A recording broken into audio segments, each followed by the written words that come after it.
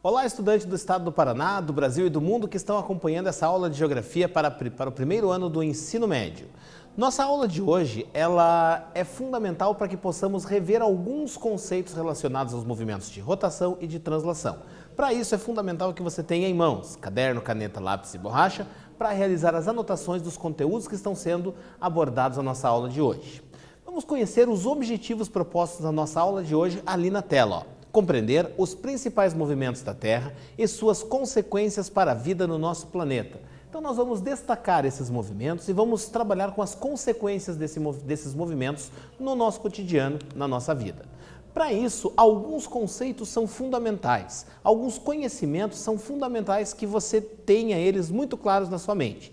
Para isso eu trago para você essas informações. Você lembra quais são os movimentos que o nosso planeta realiza e consegue perceber esses movimentos no seu cotidiano? Então são algumas informações básicas que precisam estar aí na sua mente. Você tem que se lembrar dos movimentos que a Terra realiza, são movimentos de rotação e translação, e das consequências desses movimentos no nosso cotidiano, que foram conceitos que você já deve trazê-los consigo.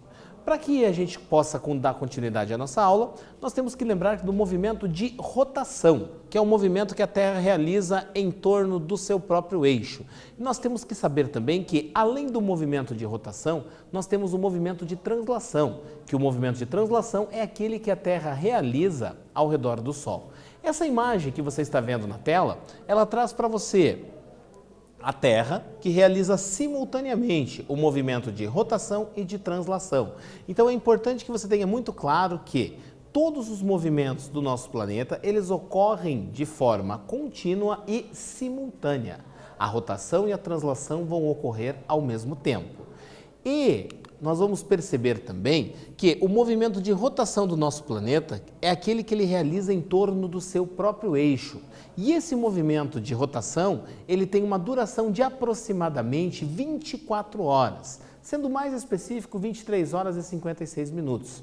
E esse movimento traz algumas consequências para a nossa vida, que a gente já vai ver aqui na sequência, ó, que o movimento de rotação, ele vai trazer a consequência dos dias e das noites.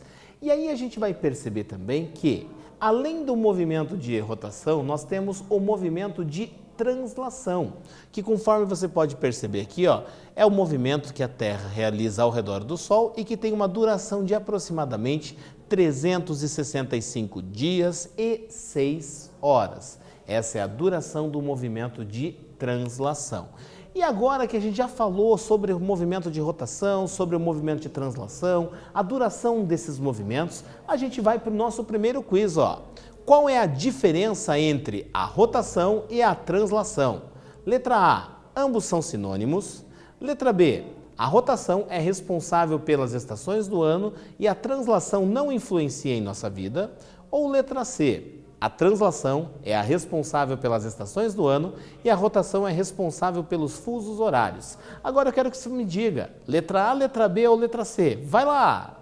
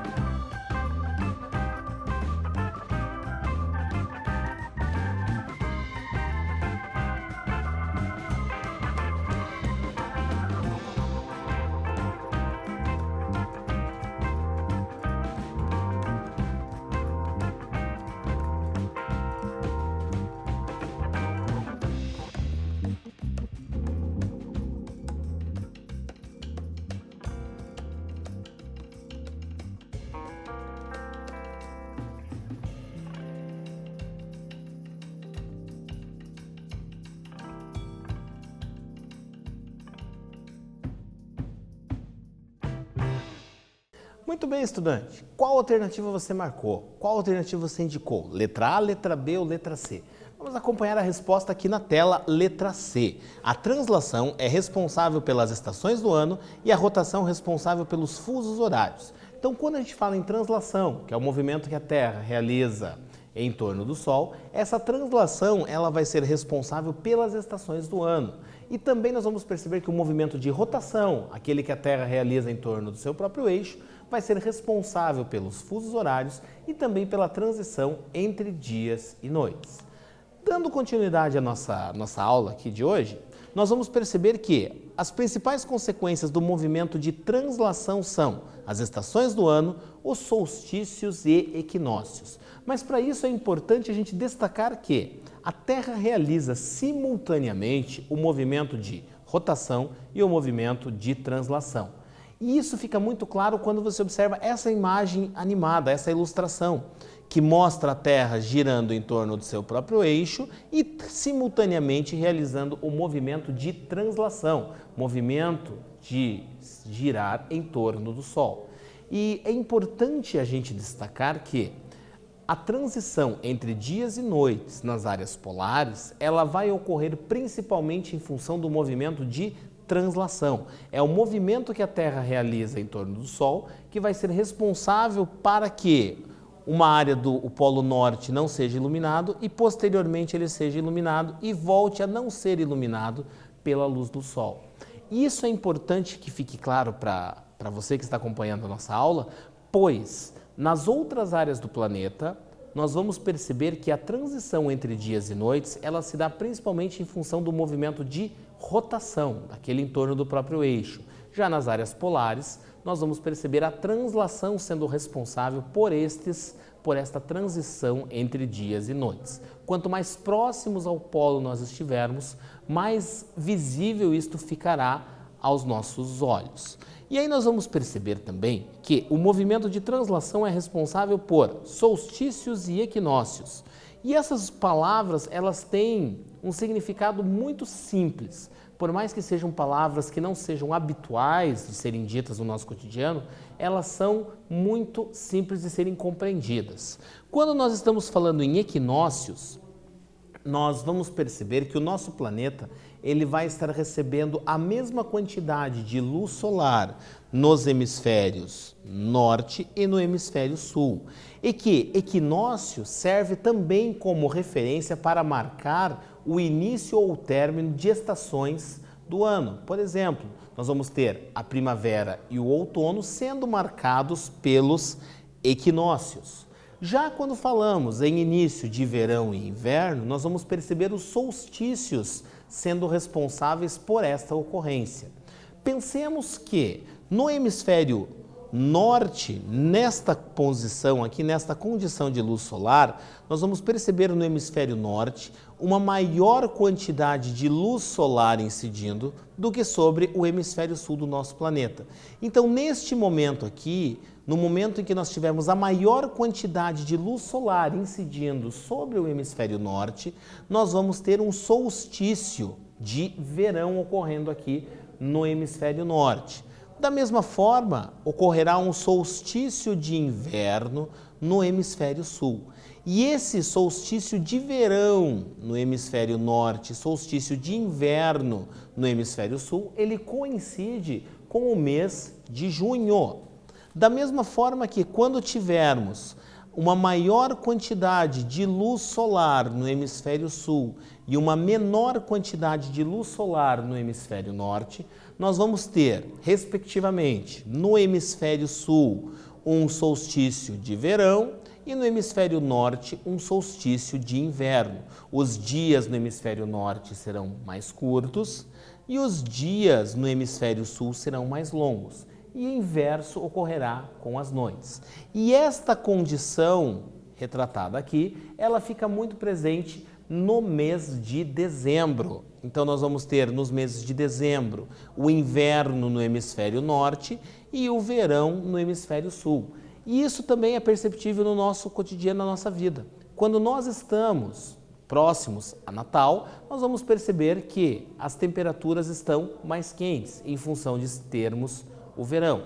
Agora, quando você está assistindo a alguma produção cinematográfica que represente o Natal no hemisfério norte, seja em países do continente europeu ou nos países da América do Norte, você sempre verá o Natal sendo representado com momentos com neve. Haja vista que o Natal, que coincide com o mês de dezembro, no hemisfério norte coincide com o inverno. E para nós ele vai coincidir com o verão. E aí nós vamos perceber também que solstícios e equinócios marcam estações do ano, mas que as estações do ano elas não ocorrem sempre da mesma forma em todo o planeta. Para isso a gente acompanha aqui na tela. As estações do ano, elas representam 4 subdivisões climáticas de um período, de um ano: verão, outono, inverno e primavera. E essas estações elas não ocorrem de forma simultânea e nem da mesma forma em todo o mundo, já que são determinadas em cada localidade por uma série de fatores. E essa imagem que eu trago aqui é uma imagem muito clássica associada a estações de ano: verão, inverno, outono e primavera. Aonde nós temos, na primavera, as árvores e as plantas florindo, no verão, elas com bastante folhas, bastante verdes. Já no outono, as folhas começando a secar e cair, e o inverno das árvores sem folhas e sem flores. Essa é uma condição característica de uma determinada localidade do nosso planeta, mais especificamente das áreas temperadas. Porém, em áreas tropicais do nosso planeta, como na região amazônica, por exemplo, que está muito próxima ali à linha do Equador, nós vamos perceber que a vegetação ela ficará verde durante todo o ano e nós não teremos quedas abruptas na temperatura. Então, isso serve para destacar a você que está acompanhando nossa aula que as estações climáticas elas não vão se manifestar da mesma forma em todo o planeta e também não vão ocorrer ao mesmo tempo. Então nós não vamos ter o verão ocorrendo simultaneamente em todo o planeta ao mesmo tempo. E agora eu trago aqui essas informações aqui, ó, que ilustram justamente essas questões que foram trazidas até o momento. O verão é quente e chuvoso e o inverno é quente e seco. Então, áreas tropicais do nosso planeta dispõem dessas características de um verão quente e chuvoso, mas um inverno quente e seco. Podemos pegar localidades do nosso país, por exemplo, no Nordeste brasileiro. Em áreas do Nordeste brasileiro, nós vamos perceber estas características. O verão apresenta temperaturas amenas e o inverno rigoroso. Áreas próximas aos polos. Áreas de altas latitudes, de distâncias grandes em relação à linha do Equador. Estas áreas vão apresentar essas condições climáticas, onde os invernos vão ser bastante rigorosos e os verões vão apresentar temperaturas amenas, mas muito diferente de áreas tropicais. Ou ainda, nas áreas polares é frio o ano todo e o verão é marcado pela presença da luz solar. Perceba a relação entre movimento de rotação e movimento de translação, sendo responsável pelas estações do ano e também pela transição dos dias e das noites nas áreas polares do nosso planeta. E aqui algumas imagens que trazem justamente essa referência dessas diferentes paisagens que são construídas a partir das diferentes condições climáticas, de acordo com a localidade que estamos no nosso planeta e principalmente de acordo com as condições das estações do ano. E agora a gente vai para o nosso segundo quiz. Vamos ver o que você compreendeu até o momento. O importante é tentar e, se você acertar, melhor ainda. Qual das alternativas está correta? O Sol ilumina a superfície terrestre toda de uma maneira uniforme. Letra B. As estações do ano ocorrem da mesma maneira no planeta todo. Ou letra C. As estações do ano não ocorrem da mesma maneira no planeta todo. O que você acha? Letra A, letra B ou letra C? Vai lá!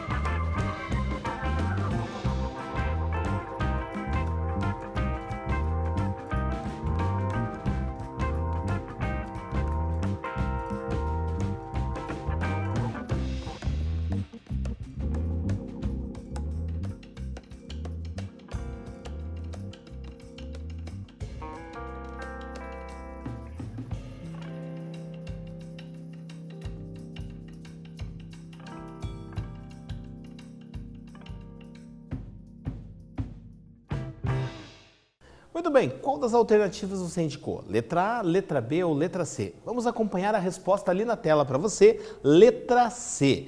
Então, a alternativa correta, as estações do ano não ocorrem da mesma maneira no planeta todo.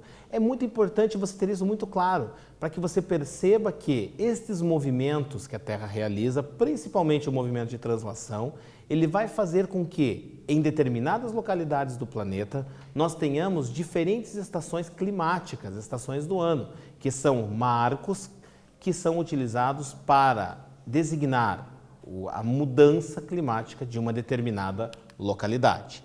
E aí, como a gente já falou de conceitos de latitude, a gente já falou de mudanças climáticas, é importante a gente ter muito claro os conceitos relacionados às coordenadas geográficas. Acompanha na tela, ó. As coordenadas geográficas são um sistema de linhas imaginárias traçadas sobre o globo terrestre ou sobre um mapa. Então a gente vai perceber que para a gente utilizar o sistema de coordenadas geográficas, nós temos que traçar sobre a superfície terrestre uma série de linhas. E essas linhas são horizontais e verticais, a exemplo do que você pode visualizar na imagem que aparece do lado direito da sua tela. Ali nós temos um planisfério que está coberto por linhas horizontais e linhas verticais. E o sistema de coordenadas geográficas, ele vai funcionar a partir da intersecção de uma linha horizontal com uma linha vertical. Uma intersecção é o ponto onde as linhas elas se cruzam. Uma linha horizontal com uma linha vertical.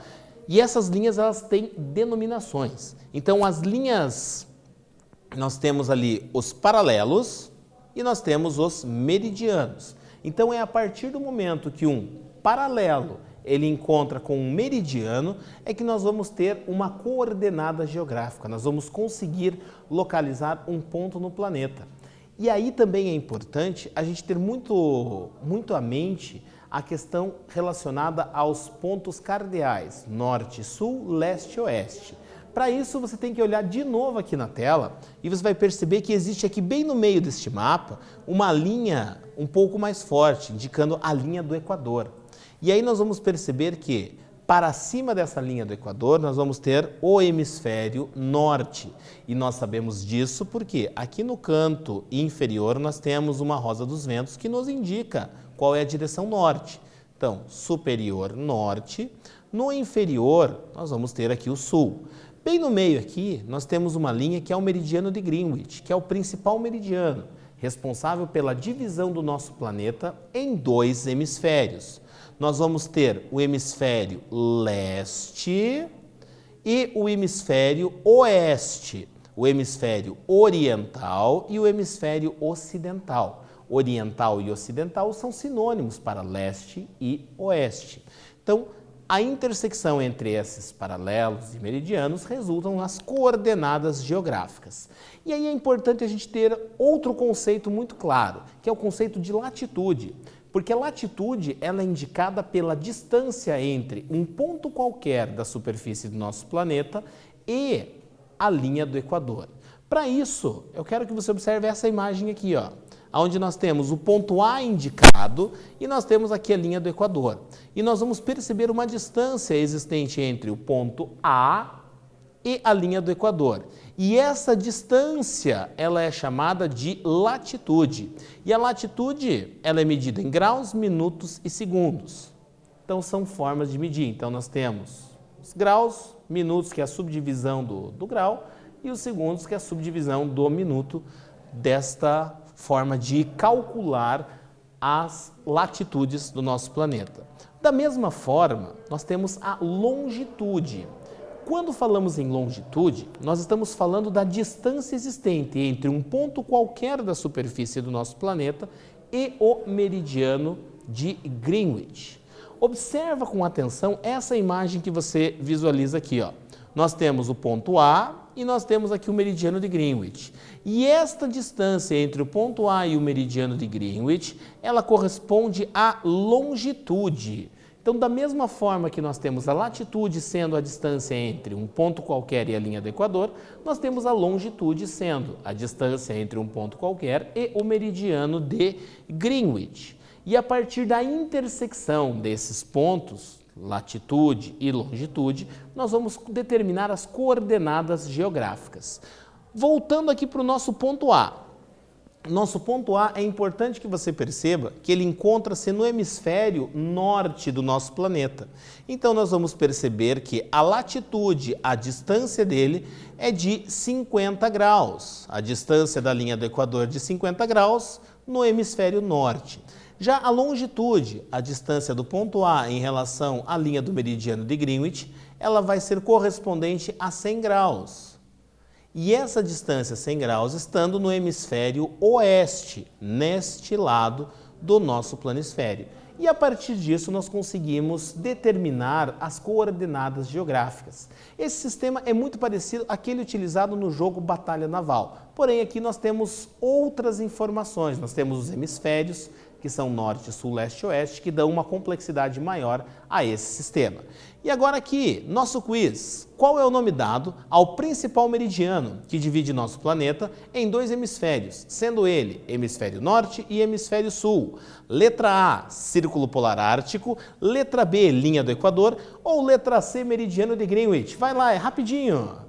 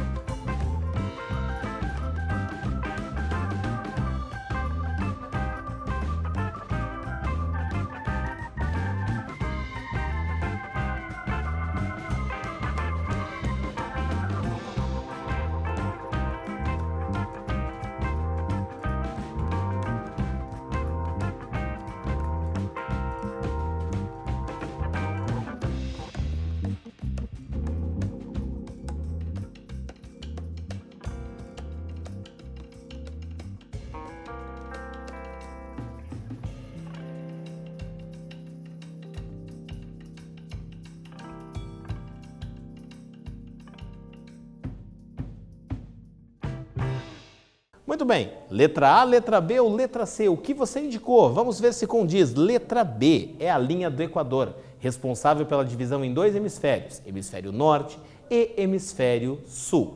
Nossa aula de hoje tratou de alguns conceitos, movimentos de rotação e translação do nosso planeta, as suas consequências em nosso cotidiano. Falamos dos fusos horários, transição de dias e noites, falamos das estações do ano e também tratamos do sistema de coordenadas geográficas para que haja a possibilidade de localização de pontos específicos na superfície terrestre. Agradeço a você que está acompanhando essa aula de hoje, muito obrigado e até a próxima aula.